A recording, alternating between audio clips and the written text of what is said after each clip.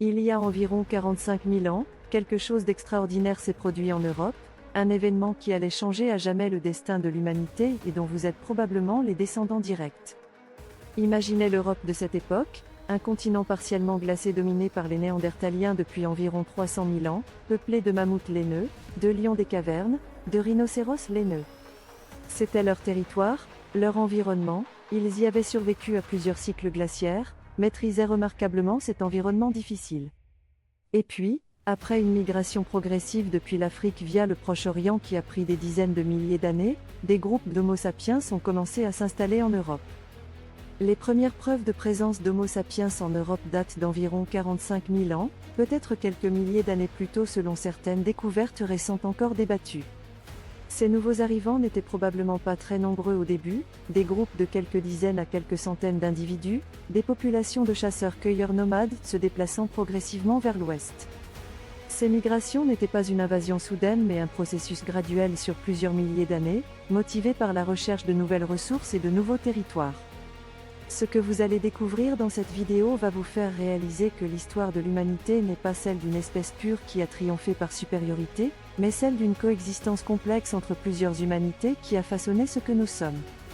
Quand les premiers Homo sapiens sont arrivés en Europe, ils ont trouvé un monde déjà habité, des territoires occupés par une autre espèce humaine parfaitement adaptée au climat.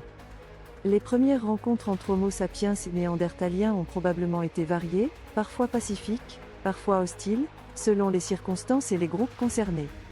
Si cette histoire vous captive autant que moi, prenez 2 secondes maintenant pour vous abonner à la chaîne et activer la cloche de notification, parce que chaque abonné nous donne la force de continuer à produire ce type de contenu rigoureux et basé sur les recherches scientifiques actuelles. Nous publions une nouvelle vidéo tous les dimanches soirs pour explorer les mystères de la préhistoire avec précision et honnêteté intellectuelle. Alors rejoignez notre communauté en cliquant sur le bouton rouge maintenant, votre soutien fait vraiment toute la différence. Ces deux espèces humaines ont coexisté pendant plusieurs milliers d'années, et comme nous le savons maintenant grâce aux analyses génétiques publiées depuis 2010, elles ont eu des descendants communs. Les preuves d'ADN néandertalien chez les populations eurasiennes actuelles, entre 1 et 4% environ, montrent clairement qu'il y a eu des croisements, probablement à plusieurs reprises et dans différentes régions. Mais ce qui caractérise particulièrement Homo sapiens ne se voit pas uniquement dans l'anatomie, cela se manifeste aussi dans la production culturelle, et les découvertes archéologiques sont remarquables.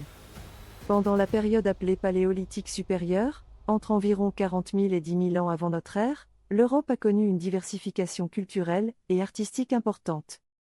Les grottes se sont progressivement remplies d'art rupestre d'une qualité impressionnante, des représentations de chevaux, de bisons, d'aurochs, de félins, réalisées avec des techniques sophistiquées. La grotte Chauvet en Ardèche contient des peintures datées d'environ 36 000 ans qui montrent une maîtrise technique remarquable, avec utilisation de la perspective et du mouvement. Ces artistes préhistoriques utilisaient les reliefs naturels de la roche pour créer des effets de volume, mélangeaient différents pigments minéraux comme l'ocre rouge, l'ocre jaune, le charbon de bois, l'oxyde de manganèse. Il est important de noter que les Néandertaliens créaient aussi des productions symboliques, comme nous l'avons documenté dans notre première vidéo, mais la diversité et la fréquence de ces créations semblent augmenter significativement avec l'arrivée d'Homo sapiens. Homo sapiens a également apporté ou développé en Europe des innovations technologiques importantes, des outils en pierre plus variés et plus spécialisés, des outils en os comme des aiguilles à chat permettant de coudre des vêtements ajustés. Il fabriquait des propulseurs, dispositifs augmentant la puissance et la portée des saguets, permettant de chasser plus efficacement et à plus grande distance. Il sculptait des figurines en ivoire de mammouth, en pierre tendre ou en os, représentant des animaux et des formes humaines, particulièrement des représentations féminines appelées Vénus paléolithiques. Il créait des parures avec des coquillages marins transportés parfois sur des centaines de kilomètres, des dents animales percées, des perles en pierre ou en ivoire, suggérant des réseaux d'échange à longue distance. Des découvertes archéologiques ont révélé des instruments de musique, notamment des flûtes en os de vautour ou de cygne datant d'environ 40 000 ans, trouvées en Allemagne, prouvant l'existence de la musique à cette époque. Cette production culturelle dense ne signifie pas nécessairement une supériorité cognitive absolue, mais suggère peut-être des différences dans l'organisation sociale, la transmission des connaissances, ou la démographie permettant plus d'innovation. Pendant environ 5 à 10 000 ans selon les régions, les deux espèces ont coexisté en Europe, utilisant parfois les mêmes sites à différentes périodes, exploitant des ressources similaires. Cette coexistence incluait probablement des interactions variées, des échanges possibles de techniques ou d'idées, une compétition pour certaines ressources, et comme le prouve la génétique, des relations intimes aboutissant à des descendants métis. Il n'existe aucune preuve archéologique claire de conflits violents systématiques entre les deux espèces, la disparition des Néandertaliens semble résulter d'une combinaison de facteurs plutôt que d'un affrontement direct. Progressivement, entre 40 000 et 37 000 ans avant notre ère, les populations néandertaliennes ont décliné tandis que les populations d'Homo sapiens se développaient.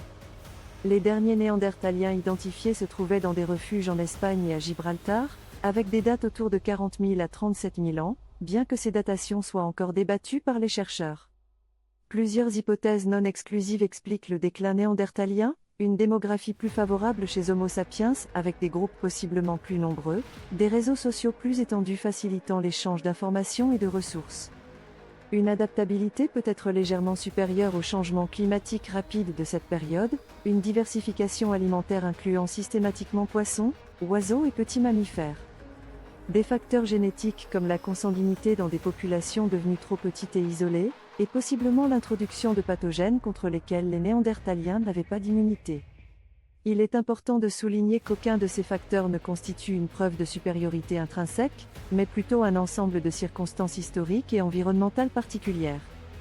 En l'espace de plusieurs milliers d'années après l'arrivée d'Homo sapiens, l'Europe a été progressivement peuplée uniquement par notre espèce, les Néandertaliens s'étaient éteints, la mégafaune commençait le déclin qui mènerait à diverses extinctions. L'expansion d'Homo sapiens en Europe n'était pas une conquête militaire mais une colonisation progressive de nouveaux territoires par des populations de chasseurs-cueilleurs. Ces groupes humains qui ont quitté l'Afrique il y a environ 70 à 100 000 ans, qui ont progressivement colonisé l'Asie puis l'Europe, qui ont développé des cultures sophistiquées, constituent vos ancêtres biologiques si vous êtes d'origine eurasienne. L'héritage de ces premiers Homo sapiens européens se manifeste dans les traditions culturelles qui se sont transmises et transformées jusqu'à nous, dans notre capacité à créer, innover, s'adapter. L'histoire de l'humanité montre des populations en mouvement constant, des rencontres entre groupes, des mélanges génétiques et culturels, plutôt qu'une simple succession de vainqueurs et de vaincus. Si cette exploration rigoureuse de nos origines vous a intéressé, n'oubliez pas de vous abonner et d'activer la cloche pour ne manquer aucune de nos vidéos tous les dimanches soirs.